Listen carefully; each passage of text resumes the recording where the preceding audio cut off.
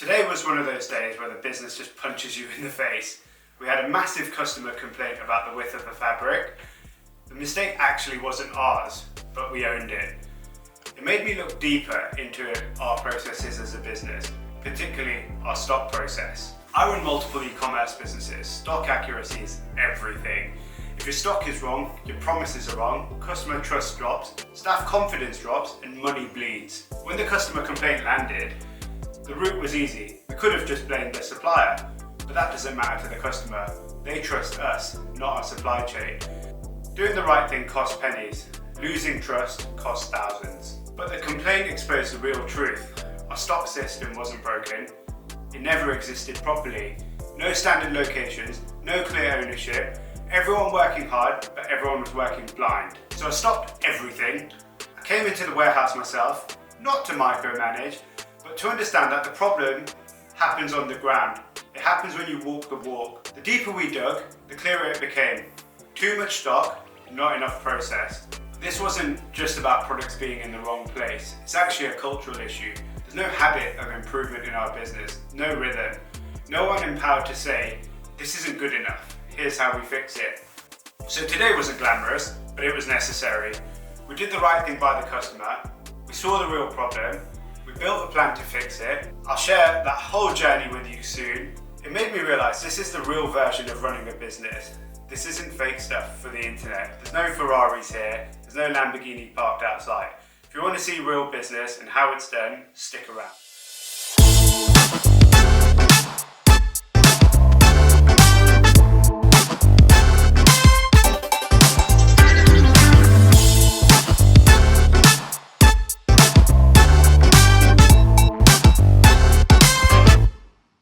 Today, I've just got to sort out a few things. I've got a few meetings with my team internally.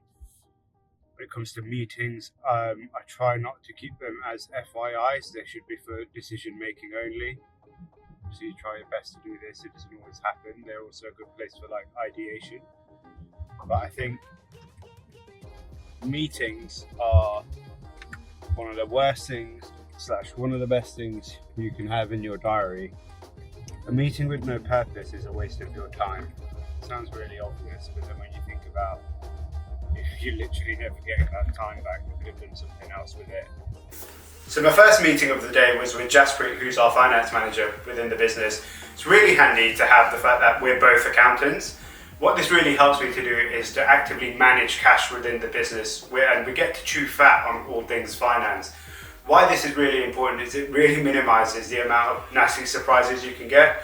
And when you're running a business, there are nasty surprises around every single corner. We're coming to the time of year where we're looking to close our accounts and we're looking to do our financial reporting. So meetings like this are super important and they need to be done properly. My next meeting of the day was with Virshri. Where do we start? The beginning. Virshri's our project manager. She does lots and lots of things in the business, particularly to do with marketing and front-end design. In this meeting, we talked about our various projects, which we're hoping to execute efficiently, but also we talked about potentially moving over to a new software called Zoho. Zoho is a CRM system which also does email management, customer service management, customer contact management, amongst a plethora of other things. I find these meetings really useful because meetings like this are actually the strategy that goes behind whatever a customer sees. And that's really fun because we have to put ourselves in our customer's shoes and really think about their first impression of us or their continued impression of us. Whilst I was in the meeting with Virshri, I got a message on Teams from Vin, who's our customer success manager. He told me that we've had a massive complaint from a customer who was actually manufacturing something for a third party. He told me that they were expecting a width of 45 inches of a particular fabric, but what they actually received was 43 inches. Now, this was a really big order, which we really didn't want to get wrong. I was also surprised by this because this fabric that we purchased comes from a very reputable supplier who's been in the trade for well over 100 years. That being said, I had to go into the warehouse and investigate this myself. I came into the warehouse where I wanted to measure the fabric for myself. This was off the back of our customer complaint that we'd had. And what this basically told me was Of all the fabric that I measured, none of it was actually at the advertised width that we bought it from our supplier.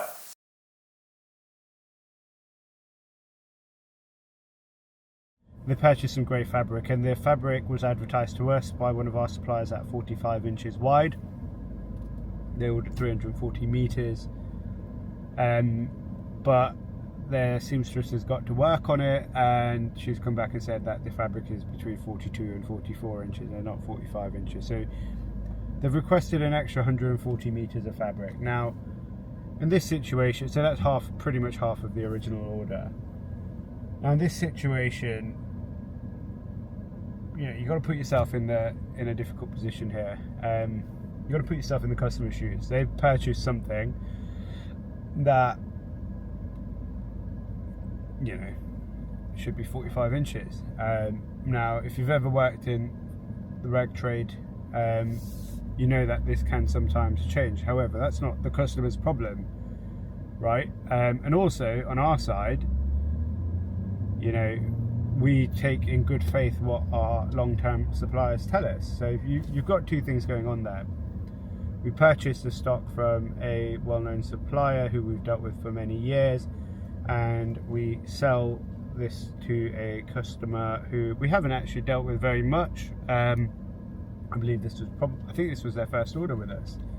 And it was quite a big one, and this was after us sending them samples. What I mentioned quite a lot is the value of your time. How much time are you spending on this? Now, trading the value in this situation, you can save the money by basically not sending a replacement, or you can also refund them, but actually they want fabric, they don't want a refund, they've got a job to deliver.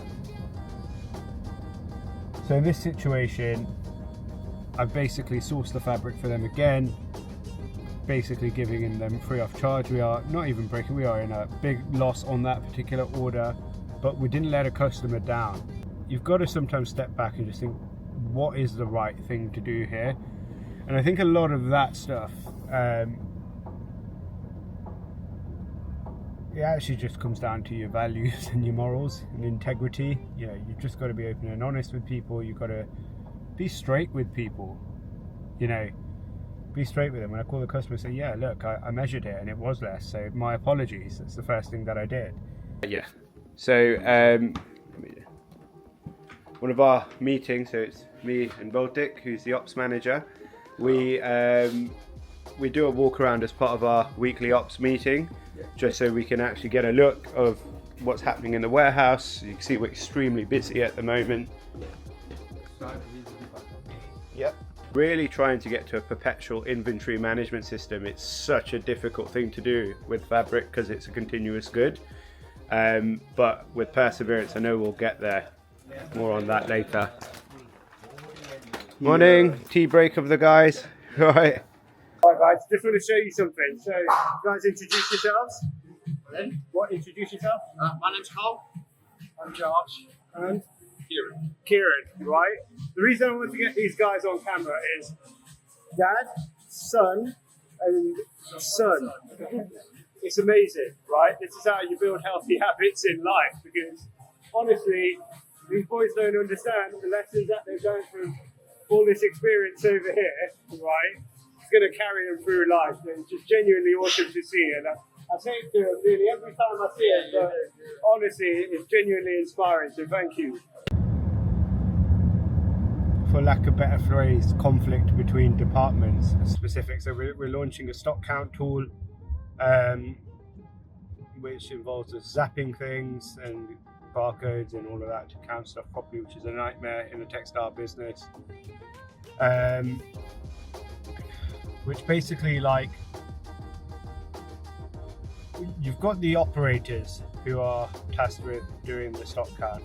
You've got the developers who are tasked with making the tool, and the misalignment between the two can sometimes lead us to a lack of productivity. So it's quite frustrating, but sometimes as the owner of the business, you have to be a bit of a politician. You have to help them help themselves. You have to provide them with solutions or options to progress something forward. You need to support in decision making, but the ideal case situation is you want to be you want to empower people to make decisions within a remit. So what we want to basically do is figure out what's here and what's not here. Now, as you can see, a lot of these they're not full rolls, so they're not completely packaged in the way the manufacturer would send it to us. So we've got to estimate how much fabric there is on this roll. Now, we've actually thought of a way to get around that. So you won't be able to see it, but we'll show you a screenshot. So we've got a method to estimate this, and that uses something called the width of the fabric. So how many inches or centimeters wide the fabric is, and something known as a GSM. So that's grams per square meter, which is quite a standard measurement in fabrics, paper, or anything that is flat, but has a weight and rollable, you tend to find. So paper, fabric tend to be the biggest ones. So just want to show a live example. So we've got the location here, which I've scanned already, which is there. We currently haven't scanned anything in here. So we're just going to start right from the top. Right, so we've got this product here. I think this might be above 5 kilos. Yeah, scan the product. So it weighs 2.7 kilos.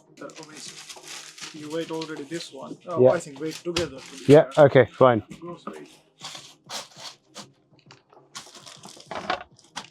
If it's in 2 separate locations, you yeah. only need to count Fine. separately.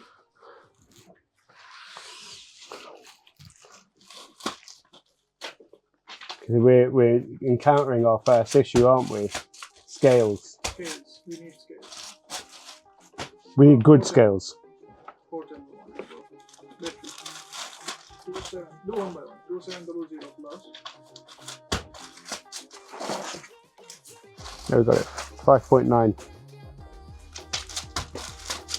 43 meters.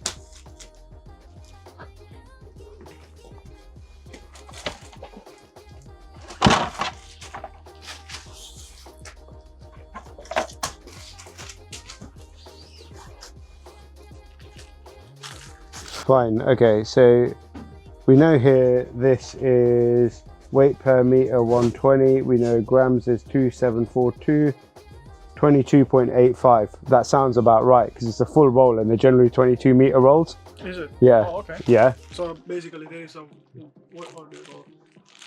wooden thing in Yeah, the core. core. Yeah, excluding core it would be 22 exit.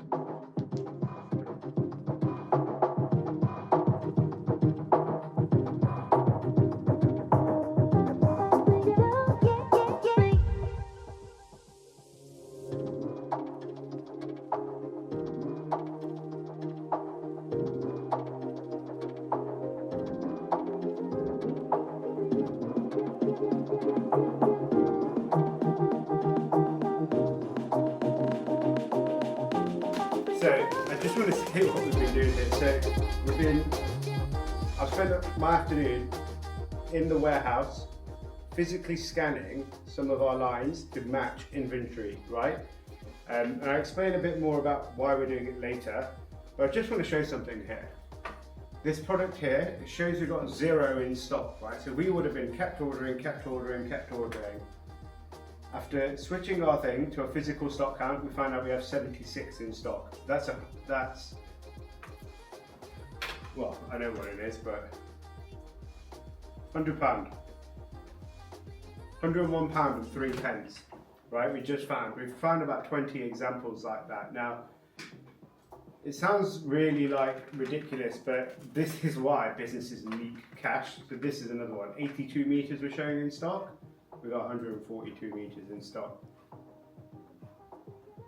It just goes to show, like, this stuff really matters. And I'm so glad we did this exercise today. I was just explaining to the team here, I'll just switch it around. You know, I keep going on about this, and today I wanted to get involved. It might come across like I'm busting your balls, excuse my French, but just know that I really mean it in these situations. We've just found about, what did you say, £700, £800? Just around. I'd say about minimum. Maybe more. Probably, I think we're like 750 plus. So, you know, I think it's just one of those situations where we just need to absolutely be on the ball with this. I think, you know, just so we can see here, I just want to zoom in. So this is something that Gurtan's been working on for us in the business. And to be honest, in this one exercise, we found £700. So I think, you know, round of applause. Wait, I've got it on my face, hang on. Round of applause to Gurtan. Yeah. Round of applause to Gurtan. He's literally, you know, built the tool, and in one of my afternoons, right, just scanning, I saved the business £700 in the year. And that is by not reordering that £700. So absolutely massive. This is just something that we are on now. Unfortunately, guys, I've got a bit of an addiction for this. So this is what we're doing. Yeah, but no, look, thank you guys for your support. Can't do it without you. So, you know, just might not look like much when I put this video out, but we've just saved 700 quid. So who can't be happy about that? Hello. Oh, what a day. What a day.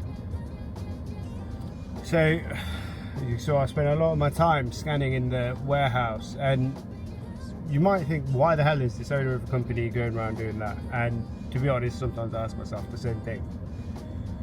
But I needed to go walk the walk and see what was going on. I gave my team a project, and I kind of like left them to it, right? So I gave different members of my team a project, and they all did their respective bits, but nothing was getting done as fast as I wanted it to get done. Now, what I also wanted them to see was the financial impact of this project, and that was kind of like what that last video was about, just showing them the impact that we can make when it comes to really like saving money through not having to reorder so much stock and understanding how much we've got in stock.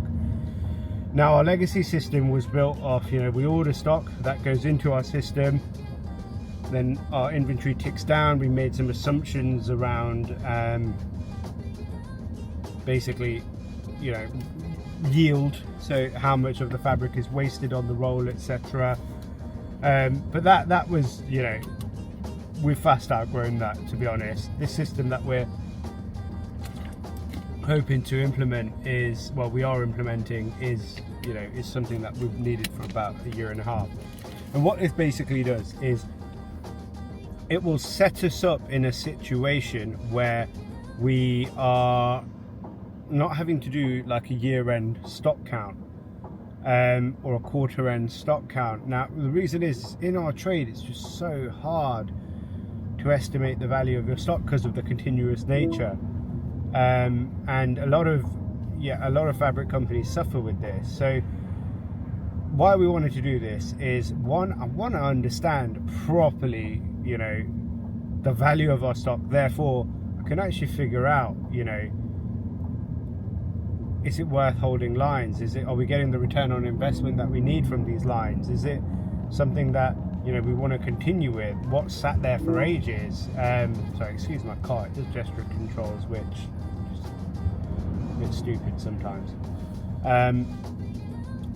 So yeah, kind of throughout scaling this business, what I've basically done was, if there was a job that needed to do, and I don't want you to get this confused with me just getting involved in people's stuff. I'm not interested in that. I have my own job. My job is to grow the business, and also look after the bottom line.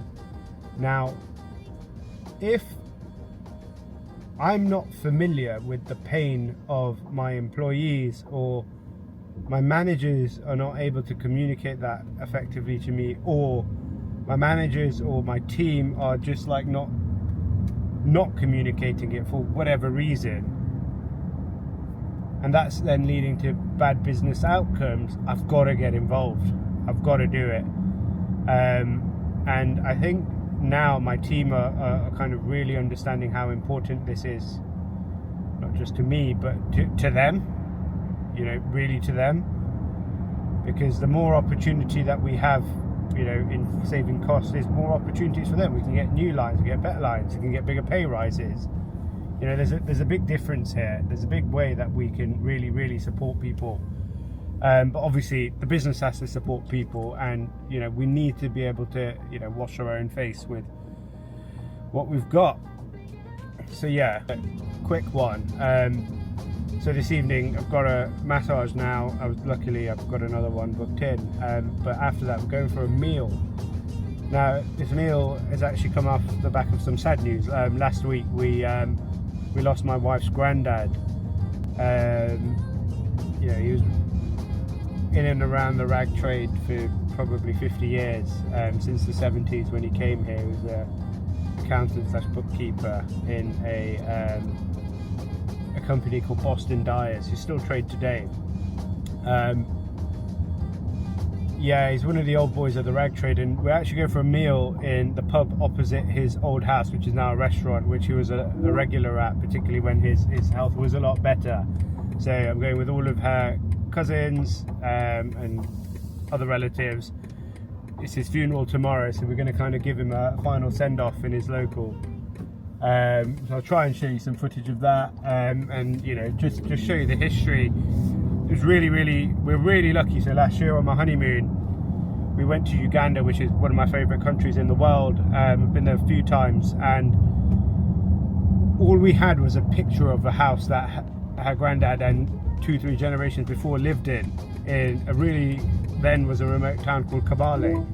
We found this picture, we went into Kabale, we managed to find the house, and my wife was the first person who'd been back to Kabale in 50 years and visited the house. So I'll show you some photos of that as well. So there's some real heritage there. So I just want to give a, you know, real big you know, shout out to one of the old boys of the rag trade, who's, you know, weirdly, yeah, I would like to say, you know, we have a lot in common of that. He knew my dad and my family very well because of the Uganda connection. We also have like our families are related in some way, shape, well, not mine and my wife's, but like wider families, our communities and all of that. So yeah, what a guy. Rest in peace, Nana.